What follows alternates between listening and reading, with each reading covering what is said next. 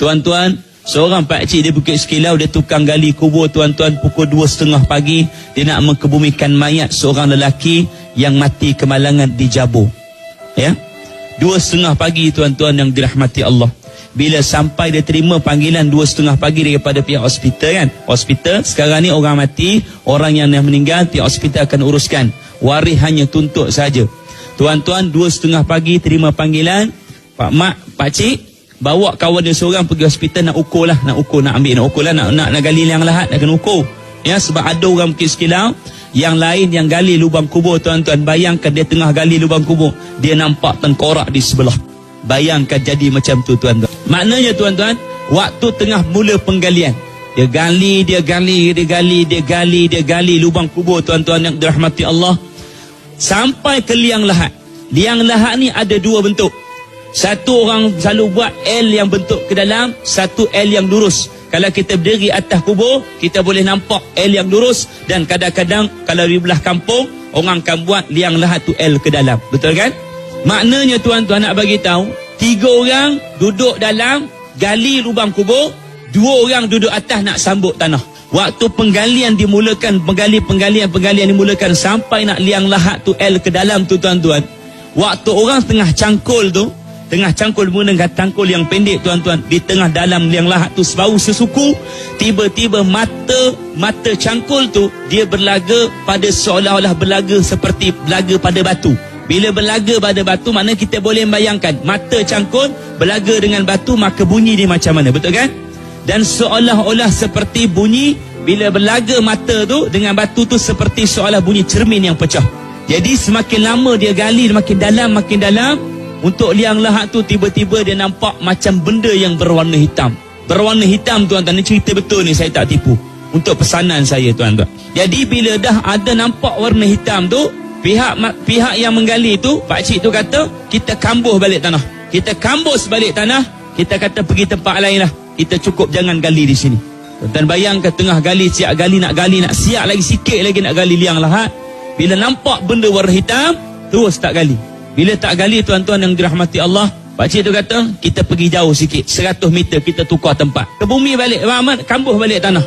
Orang kambuh balik tanah tuan-tuan, kambuh balik tanah. Dia pergi sejauh 100 meter daripada tanah yang pertama, lubang kubur pertama, pergi 100 meter jauh sikit daripada lubang kubur pertama, buat penggalian kali yang kedua. Tuan-tuan, penggalian lubang kubur yang kedua dimulakan. Dia gali tuan-tuan lubang kubur kali yang kedua, dia gali, sampailah ke liang lahat tuan-tuan yang dirahmati Allah. Dengan jelas kali ni, tadi dia gali liang lahat tu sesuku, kali ni tengah sikit tuan-tuan.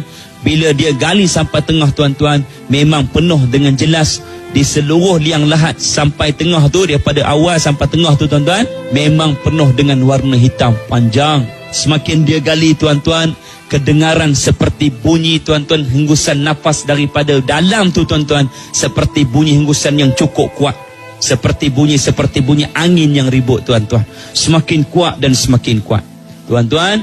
Pakcik tu kata, kita kambus balik tanah. 2 kali tuan-tuan, dari kali lubang kubur tuan-tuan di Bukit Sekilau, 2 kali tuan-tuan kambuh balik tanah.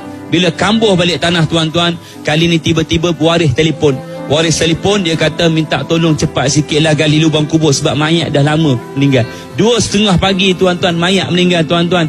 Dah pukul berapa? 6:30 gali. 6:30 gali kalau 2-3 jam tuan-tuan, satu lubang. Tuan-tuan bayangkanlah pukul berapa nak kebumikan mayat.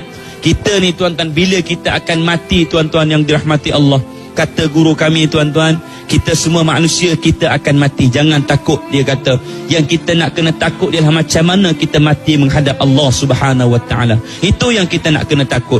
Sebab tu siapa pun kita, hebat mana pun kita, jangan takut untuk kita mati. Yang kita nak kena takut, macam mana kita nak mati menghadap Allah Subhanahu Wa Taala. Kita boleh sebut tak kalimah la ilaha illallah? Orang pandang kita dengan pandangan yang buruk, itu pedulikan, sebab kita hidup kerana Allah Taala. Betul kan? Pasal kita hidup kerana siapa? Kerana Allah Subhanahu Wa Taala. Jangan fikir pasal orang lain. Kena ingat tu. Bila dah kata jangan tanam kat situ, pihak waris dia telefon dah kata, okey, ni mayat dah lama sangat ni tuan-tuan. Mayat dah lama sangat ni. Lubang kubur dah jadi macam tu. Kambuh balik tanah. Cambuh lubang kubur yang kedua. Tuan-tuan, Bila kambuh lubang kubur yang kedua, tuan-tuan, dekat mana lagi nak gali, tuan-tuan? Mayat semakin lama dah, tuan-tuan. Mayat semakin lama ni cerita ni, tuan-tuan. Bila mayat dah semakin lama, pakcik tu kata, kali ni walau apa pun jadi, tuan-tuan, dia kata kita tetap kena gali dan kita tetap kena tunggu, tuan-tuan. Bila dah, tuan-tuan, lubang kubur yang kedua dah ditanam balik, kambuh balik, kali ni kita gali lubang kubur yang ketiga. Kali ni walau macam mana pun sekali, tuan-tuan, lubang kubur ni tetap kita kena gali. Penggalian lubang kubur yang ketiga dimulakan, tuan-tuan. Bila penggalian lubang kubur yang ketiga dimulakan, tuan-tuan, kali ni pakcik tu sendiri yang duduk dalam kubur tu 3 orang, tuan-tuan. 2 duduk di atas, tuan-tuan. Penggalian dimulakan. Bila penggalian dimulakan, dia gali, tuan-tuan. Kali ni bila sampai liang lahat, nampak dengan jelas berwarna hitam, kulitnya seperti cahaya, seperti yang keras, tuan-tuan. Maka itulah yang dia beritahu pada saya, dia ceritakan pada saya, tuan-tuan, apa yang memenuhi pada liang lahat, itulah namanya seekor ular yang besar. Itulah yang dia beritahu pada saya, dia ceritakan pada saya, tuan-tuan, apa yang memenuhi pada liang lahat, itulah namanya seekor ular yang besar. Tuan-tuan, pernah disebutkan oleh Nabi SAW, orang yang meninggalkan semayang dengan sengaja tanpa asbab, tuan-tuan, diberi makan kepada mereka syujahul aqra, ular seekor besar seperti sengkuk unta, tuan-tuan, panjangnya 30 hasta, tuan-tuan. Diberi makan kepada mereka manusia-manusia yang seumpama ini, tuan-tuan. Kena ingatlah termasuk saya, tuan-tuan. Bila dah nampak dengan jelas dalam liang lahat tu, itulah seekor ular yang besar, tuan-tuan, yang dirahmati Allah. Tiba-tiba yang duduk di atas tu menangis. Ada yang azan, ada yang berdoa, tuan-tuan, yang dirahmati Allah. Tiba-tiba, tuan-tuan, pakcik tu pun semua naik atas, 3 orang, 5 orang naik atas. Dia kata, aku nak kebumikan mayat, tolonglah ya Allah, permudahkan urusan aku nak kebumikan mayat. Mayat dah lama dah tertunggu, mayat dah lama dah tertanam, mayat dah lama dah terseksa. Tiba-tiba, tuan-tuan, binatang tu bergerak sedikit demi sedikit, tuan-tuan. Bila dia bergerak, semua orang dengan 5 orang tu jelas, nampak dengan jelas, dia berdiri di atas ekor dia dengan nafasnya seperti angin ribut, tuan-tuan.